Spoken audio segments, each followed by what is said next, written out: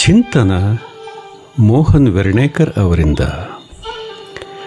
ನಮ್ಮ ಬದುಕಿನಲ್ಲಿ ಅನೇಕ ಸಂದರ್ಭಗಳಲ್ಲಿ ನಂಬಿದವರೇ ದ್ರೋಹ ಮಾಡುತ್ತಾರೆ, ಮೋಸ ಮಾಡುತ್ತಾರೆ. ಇದು ನಿಸ್ಸಂದೇಹವಾಗಿ ನೆಮ್ಮದಿ ಕೇಳಲು ಕಾರಣವಾಗುತ್ತದೆ. ಕೆಲವೊಮ್ಮೆ ಸಮಸ್ಯೆ ಪರಿಹಾರವಾದರೂ, ನೋವು ಸ್ವಲ್ಪ ಕಡಿಮೆಯಾದರೂ ತಪ್ಪು ಮಾಡಿದಾತನ ಬಗ್ಗೆ ಬೇಸರ, ಆಕ್ರೋಶ ಭಾವ ಕಡಿಮೆಯಾಗುವುದೇ ಇಲ್ಲ.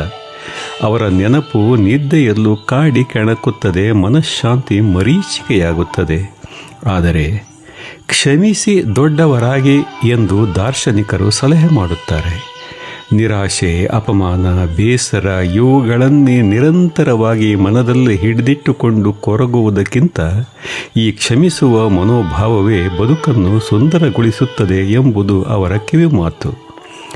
ಅವರ ಪ್ರಕಾರ ಕ್ಷಮಿಸುವುದೆಂದರೆ ಅದು ದೌರ್ಬಲ್ಯದ ಸಂಕೇತವಲ್ಲ, ಅದು ಪ್ರಬುದ್ಧತೆ, ಆತ್ಮಬಲ, ವಿಶಾಲ ಹೃದಯದ ಪ್ರತೀಕ.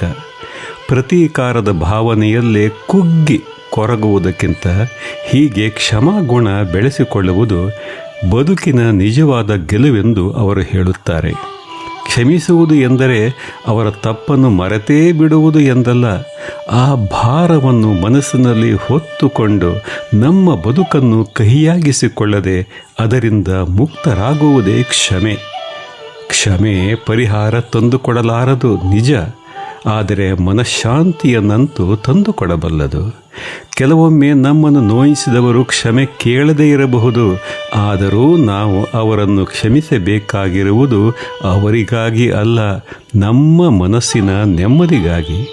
ದ್ವೇಷ, ರೋಷವನ್ನು ಹೊತ್ತು ಬದುಕುವುದೆಂದರೆ ಉರಿಯುವ ಕೆಂಡವನ್ನು ಕೈಯಲ್ಲಿ ಹಿಡಿದಂತೆಯೇ. ಅದು ಸುಡುವುದು ಮೊದಲು ನಮ್ಮನ್ನೇ.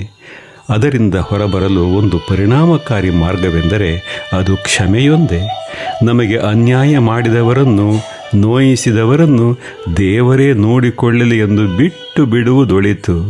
ನಾವು ಮಾತ್ರ ನಮ್ಮ ಮನಸ್ಸನ್ನು ಕ್ಷಮೆಯ ಗಂಗಾ ಜಲದಿಂದ ಶುದ್ಧಗೊಳಿಸೋಣ. ಏಕೆಂದರೆ ಮನಸ್ಸು ನಿರ್ಮಲವಾಗಿದ್ದಷ್ಟು ನೆಮ್ಮದಿ ಹೆಚ್ಚು, ನೆಮ್ಮದಿ ಇದ್ದಷ್ಟು ಜೀವನ ಸುಂದರ.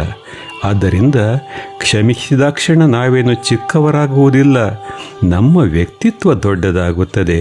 ಹೀಗಾಗಿ ಕ್ಷಮಿಸಿ ದೊಡ್ಡವರಾಗೋಣ ಎನ್ನುವ ಆಚಾರ್ಯ ಸೂಕ್ತಿಗೆ ಮಾನ್ಯತೆ ನೀಡೋಣ.